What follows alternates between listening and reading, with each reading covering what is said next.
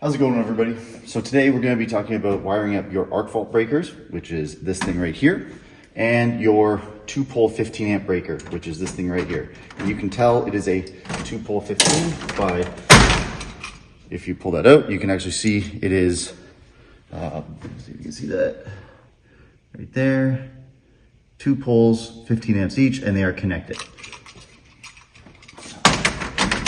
First thing you want to do when you're tying in a panel is, typically what I do is I isolate the grounds. So the bond wires here, you can do them both at the same time. You don't have to, I'm going to be doing them both at the same time. You don't have to do one after the other. So isolate the grounds from everything else. Grounds should be the first thing into the panel. And where do the grounds go? The grounds go on the bond bar down here, okay? Or the bond wires go on the bond bar. So you want to make sure they're nice, they're tucked right in the back of the panel. Make a nice little loop up, mark where your wire needs to be cut the wire, and then you can put your wire into the bond bar, tighten that up so it doesn't go anywhere. Okay, and you do the other one, and you want to make sure it's nice and neat the whole time, right? So right to the back of the panel, just like this, up. So you have a nice little 90-degree bend right there. Mark where you need to cut it. Cut your wire and put the wire into the bond bar. I have to open this one up, just like that. Okay.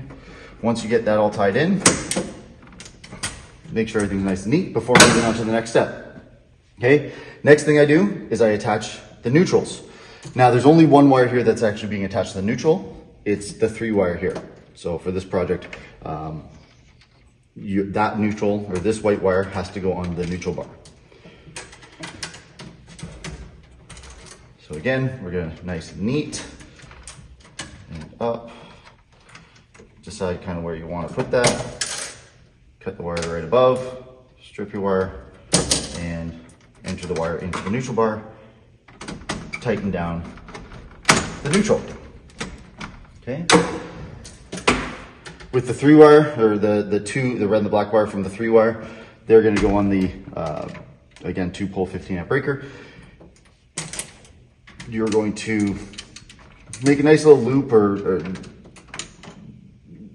give yourself a little extra space. You don't want something like this where it goes straight into the breaker. It doesn't give you a lot of room. What happens if you have to move this breaker over to here or somewhere else? It doesn't give you a lot of room to do anything. So I typically will make a nice little loop at the bottom of the panel. Call it a speed loop, maintenance loop, whatever you want to call it. These should be the same length at that point.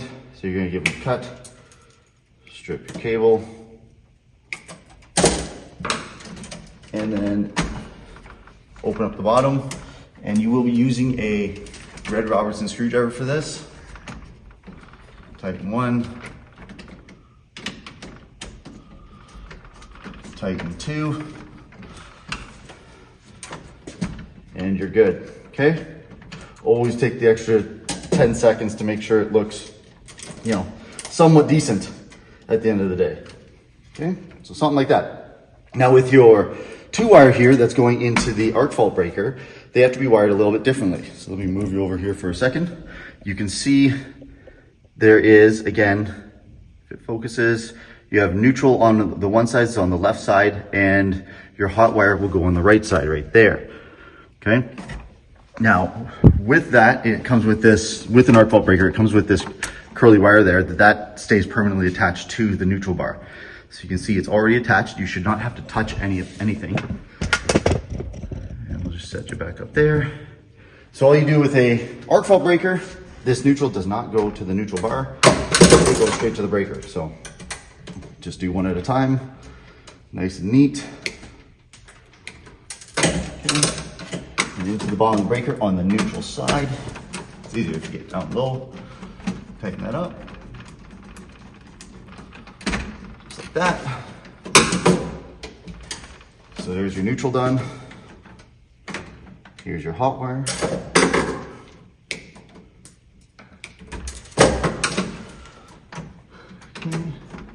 Open up that screw, pulls back down to the point where it tightens up. And always, once you're done tying something into a terminal, into a breaker, whatever, give it a little tug, make sure it does not fall out, okay? That's the last thing you want, is for it to come loose or for a loose connection, all right? And that's how you hook up a arc fault breaker and a 2-pole breaker.